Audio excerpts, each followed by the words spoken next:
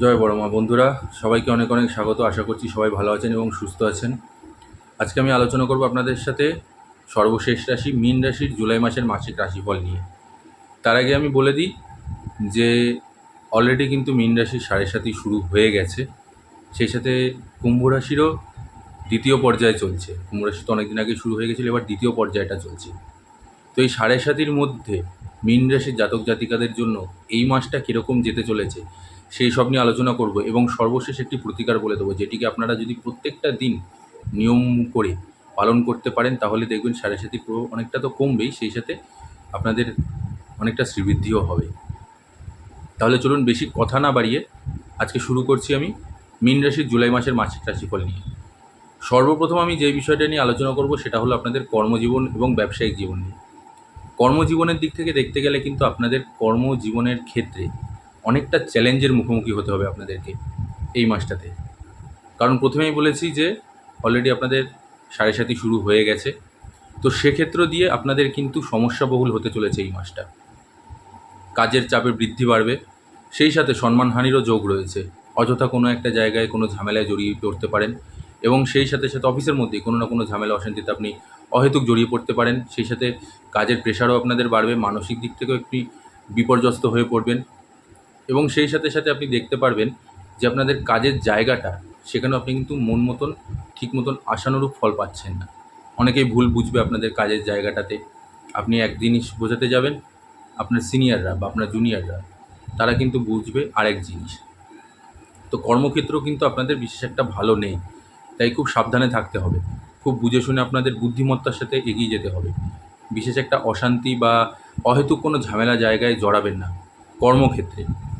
যতটুকু দরকার ততটুকুই কথা বলবেন, যতটুকু প্রয়োজন ততটুকুই মানুষের সাথে মেলামেশা করবেন বা তাদের সাথে আলাপ আলোচনা করবেন। বেশি একটা গভীরে যাওয়ার দরকার নেই। অহেতুক কোনো বিষয় নিয়ে বিচলিত হবেন না।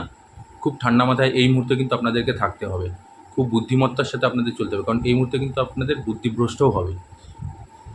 আপনি বুঝতে পারবেন না এমন কাজগুলো আপনারা করে ফেলবেন এবং পরে আপনারা অযথা মাথা চাপড়াবেন। তো এই জিনিসটা কিন্তু আপনাদেরকে মাথায় রাখতে হবে যে যেহেতু আপনাদের সাড়ে সাতি শুরু হয়ে গেছে এবং তার সাথে সাথে কিন্তু শনিদেবের একটি বকরি চালও চলছে, সেই কারণে কিন্তু অনেকটা আপনাদের বাধা বিপত্তির সম্মুখীন হতে হবে। এবার আসছি আমি আপনাদের ব্যবসায়ীদের জন্য। ব্যবসায়ীদের জন্যও কিন্তু মাসটা বিশেষ একটা অনুকূল না। অহেতুক আপনারা যে কোনো জায়গায় ইনভেস্ট করে ফেলতে পারেন টাকা পয়সা, যেই জায়গায় লাগানোর টাকা লাগানোর কোনো প্রয়োজনই নেই, সেই সব জায়গায় আপনারা আপনাদের বিপরীত বুদ্ধির জন্য সেই সব জায়গায় আপনারা টাকা লাগিয়ে দেবেন এবং তাতে করে কী হবে আপনাদের, যে অনেকটা টাকা কিন্তু আপনাদের সেই জায়গাটায় আটকে যাবে, তার প্রফিটটা কিন্তু আপনারা পাবেন না। তো টাকাটা আপনাদের ওই জায়গাটায় আটকে যাচ্ছে, সেরকম সেই পরিমাণ আপনারা কিন্তু ভালো ফল পাবেন না। আর্থিক দিক থেকে উন্নতিটাও সেরকম অতটা হবে না, কারণ ব্যয় বৃদ্ধি কিন্তু প্রচুর পরিমাণে হবে আপনাদের। তো এর জন্য আপনাদেরকে মাথা ঠান্ডা রেখে খুব বুদ্ধির সাথে যেই জায়গায় দরকার নেই সেখানে টাকা ইনভেস্ট করবেন না, বা বিজনেসে খুব বেশি পরিমাণে এই মুহূর্তে দরকার নেই খুব বেশি ইনভেস্ট করার। যতটুকু দরকার ঠিক ততটুকুই আপনারা ইনভেস্ট করুন, নতুবা কিন্তু আপনাদের টাকার দিক থেকে আয়োন্নতির দিক থেকে তো এমনিই কমে যাচ্ছে জায়গাটা, ব্যয় বৃদ্ধি কিন্তু প্রচুর পরিমাণে বাড়বে আপনাদের। চলে আসছি এবার মীন রাশির জাতক জাতিকাদের শিক্ষাক্ষেত্র নিয়ে। শিক্ষাক্ষেত্রের দিক থেকে দেখতে গেলে কিন্তু আপনাদের এই মাসটা মাঝারি ফল দেবে। আপনারা কিন্তু খুব একটা আশানুরূপ ফল পাবেন না। আপনাদের কষ্টটা অতিমাত্রায় হবে, পরিশ্রমটা অতিমাত্রায় হবে, কিন্তু সেই অনুযায়ী আপনারা ফলটা পাবেন না। একাগ্রতাটা আপনাদের মধ্যে কিন্তু থাকবে না খুব পরিমাণে। আপনারা যতটাই মনোনিবেশ করার চেষ্টা করুন না কেন, মন কিন্তু আপনাদের বিচলিত হবেই, মন কিন্তু আপনাদের অন্যদিকে ডাইভার্ট হবেই হবে। তো আপনারা যতই চেষ্টা করুন না কেন যে আপনারা নিজের মনকে শক্ত করে ধরে বেঁধে আপনাদের পড়াশোনার মধ্যে দেওয়ার চেষ্টা করবেন, হবে না। এর জন্য কি করতে হবে? একটাই জিনিস, সেটা হচ্ছে যে একাগ্রতাটাকে প্রচুর পরিমাণে বাড়াতে হবে। যতই মন বিচলিত হোক না কেন, আপনাদেরকে শান্ত মাথায় থাকতে হবে। খুব পরিমাণে ধীরে সুস্থে আপনাদেরকে ভেবে চিনতে খুব ঠান্ডা মাথায় আপনাদেরকে কিন্তু এগিয়ে যেতে হবে পড়াশোনার ক্ষেত্রতে। যারা উচ্চশিক্ষার জন্য নিজেদেরকে তৈরি করছেন, যারা বিদেশ যাওয়ার জন্য চিন্তাভাবনা করছেন এবং সেই সাথে সাথে যারা প্রতিযোগিতামূলক পরীক্ষার জন্য নিজেদেরকে তৈরি করছেন, তাদের জন্যও বলবো আপনাদের কিন্তু পরিশ্রমটা অতিমাত্রায় হবে, সেই পরিমাণে আপনারা ফল পাবেন না। আপনাদের খাটনিটা প্রচুর পরিমাণে হবে। খুব পরিমাণে আপনারা পড়াশোনার মধ্যে হয়তো খুব আপনারা একাগ্রতা হওয়ার চেষ্টা করছেন, কিন্তু আপনাদের হচ্ছে না। এই জিনিসটা কিন্তু ঘটতে থাকবে সারাটা মাস জুড়েই আপনাদের। তো সেই দিকগুলোকে আপনাদের একটাই আমি সুরাহা দেবো যে মাথা ঠান্ডা রেখে বুদ্ধিমত্তার সাথে আপনাদেরকে এগোতে হবে। এবার আসছে আমি আপনাদের প্রেম জীবন এবং দাম্পত্য জীবন নিয়ে। প্রেম জীবনের দিক থেকে দেখতে গেলে কিন্তু আপনাদের সম্পর্কের মধ্যে খুব পরিমাণে তীব্রতা বাড়বে। প্রেম জীবনের দিক থেকে আপনাদের বন্ধুদের মানে আপনার যে সঙ্গিনী আছেন, প্রেমিকা আছেন বা যে প্রেমিক বন্ধু আছেন, আপনাদের মধ্যে সম্পর্কের মধ্যে কিন্তু একটু টানাপোড়েন থাকবে। তবে খুব একটা খারাপ দিক নয়, খুব যে খারাপ যাবে তা নয়, মোটামুটি মাঝারি ফল দেবে সম্পর্কের মধ্যে। প্রথম দিকে একটু অসুবিধা দেখা দেবে, তবে দ্বিতীয় ভাব থেকে ধীরে ধীরে শেষের দিকে যেতে যেতে আবার সম্পর্ক অনুকূলে ফিরে আসবে।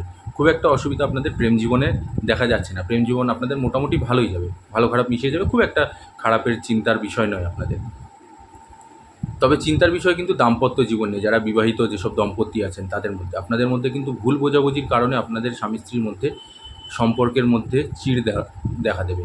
সেই সাথে সাথে আপনাদের মধ্যে একটা ভুল বোঝাবুঝির দিক রয়েছে। একে অপরকে ভুল বোঝাবুঝি, সন্দেহের চোখে দেখা, এই জিনিসগুলো কিন্তু আপনাদের মধ্যে খুব পরিমাণে বৃদ্ধি পাবে সারাটা মাস জুড়ে।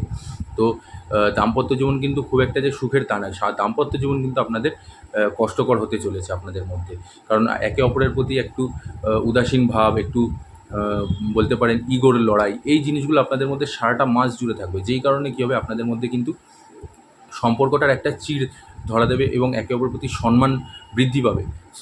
ক্ষমা করবেন, আপনাদের মধ্যে সন্দেহটা বৃদ্ধি পাবে এবং সন্দেহ বৃদ্ধি পাওয়ার কারণে কিন্তু আপনাদের মধ্যে দূরত্বটাও অনেকটা পরিমাণে চলে আসবে আপনাদের স্বামী স্ত্রীর মধ্যে। তাই এই জিনিসগুলো কিন্তু আপনাদেরকে বুঝে চলতে হবে, ভেবেচিন্তে চলতে হবে, মাথা ঠান্ডা করে। চলে আসছি এবার আপনাদের পারিবারিক জীবন নিয়ে। পারিবারিক জীবন দিক থেকে দেখতে গেলে কিন্তু পরিবারের মধ্যে মোটামুটি একটা সামঞ্জস্য বজায় থাকবে।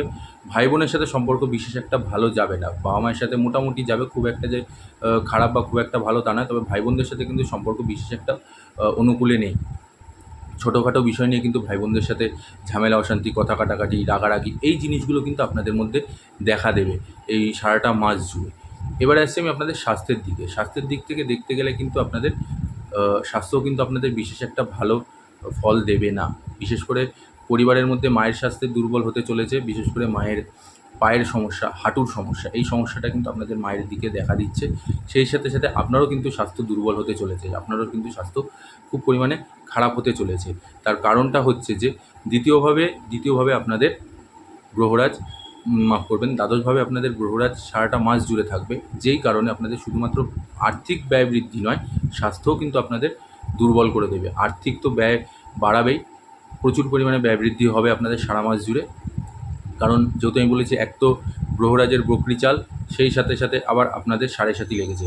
সুতরাং এটা কিন্তু খুব একটা কঠিন সময়, যেই মুহূর্তে আপনাদের কিন্তু কোনো কিছুই আশানুরূপ ফল পাবেন না। প্রত্যেকটা ক্ষেত্রে আপনাদের বাধা বিপত্তি দেবে, হওয়া কাজগুলো আপনাদের আটকে দেবে। তো এইগুলো কিন্তু আপনাদের সারাটা মাস জুড়ে এই মুহূর্তে আপনাদের চলবে। ওভারঅল দেখতে গেলে কিন্তু মাসটা যে খুব একটা ভালো তা নয়, একটু কঠিন সমস্যার মধ্যে দিয়ে যেতে চলেছে আপনাদের সারাটা মাস। এবং এর প্রভাবে কিন্তু আপনাদের যথেষ্ট একটা বাজে প্রভাব পড়তে চলেছে আপনাদের জীবনের দিকে। তবে মঙ্গল আপনাদের দ্বিতীয়ভাবে থাকার জন্য কিন্তু আয় উন্নতিও দেবে মোটামুটি, খুব একটা যে বেশি দেবে তা নয়, তবে মোটামুটি দেবে। এবং সেই সাথে সাথে আপনাদের কিন্তু এই গ্রহরাজের এই বকরি চালের জন্য কিন্তু অনেকটা ক্ষতি আপনাদের দেবে। তার সাথে সাথে আবারও বলছি, সাড়ে সাথী লেগেছে আপনাদের কুম্ভ রাশির দ্বিতীয় চরণ এবং আপনাদের জন্য প্রথম অধ্যায়। সুতরাং এটা খুব কষ্টকর একটা সময়, এই সময়টা কিন্তু আপনাদের খুব বুঝে শুনে চলতে হবে। ওভারঅল আপনাদের খুব একটা যে ভালো তা নয়, আবার খুব একটা যে খারাপও তা নয়, মোটামুটি মিশ্র ফলটা দেবে। তবে ব্যয় বৃদ্ধিটা বেশি পরিমাণে বাড়বে, চিন্তার কারণও রয়েছে। সেই সাথে সব দিক থেকেই কিন্তু আপনাদের একটু ঝুঁকিপূর্ণই রয়েছে সারাটা মাস। একটু অনেকটা ক্ষেত্রে অসামঞ্জস্য তৈরি হবে, কর্মক্ষেত্রের দিকেও বিরাট পরিমাণে সমস্যা দেখা দেবে। ভুল বোঝাবুঝি থেকে শুরু করে আপনাদের কাজের জায়গাটা একটু ডিসব্যালেন্সড হওয়া, মানসিক চাপ আপনাদের মধ্যে বৃদ্ধি পাবে। একটু আপনাদেরকে কেউ আপনার মানে আপনি যে জিনিসটা বোঝাতে চাইছেন সেই জিনিসটা কেউ বুঝতে চাইবে না। এই ধরনের সমস্যাগুলো কিন্তু আপনাদের মধ্যে খুব পরিমাণে দেখা দেবে। তাই আপনাদেরকে কিন্তু এই সময়টা খুব বুঝে শুনে চলতে হবে।